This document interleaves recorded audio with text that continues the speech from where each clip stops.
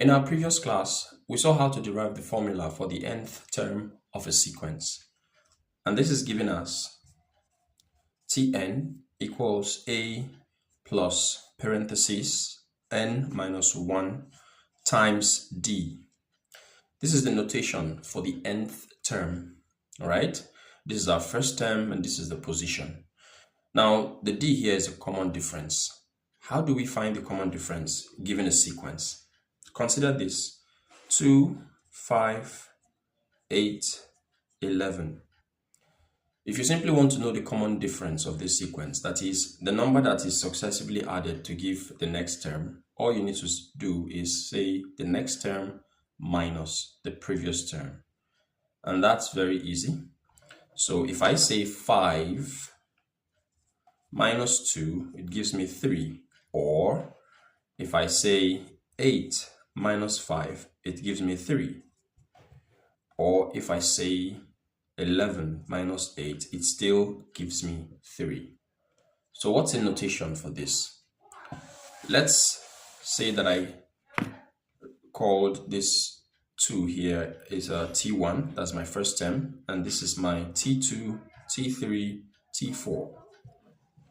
So all I need to do to get the common difference is say T2 minus T1, which is the same as T3 minus T2, which is the same as T4 minus T3, and so forth. You don't have to write all of them if you're looking for the common difference. Just pick any one.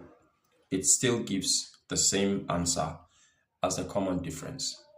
But just be careful. Finding the common difference can be a little bit tricky, especially when it comes to some kind of sequences that may be going from in the order of descending, descending order.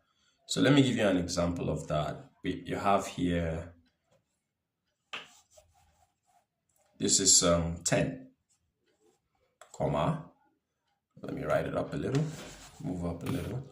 So this is 10, this is 4, this is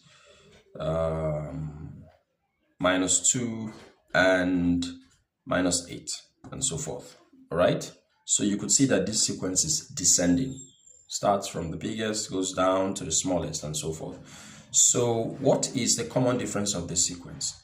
I'm not going to say 10 minus 4. I'm going to be wrong.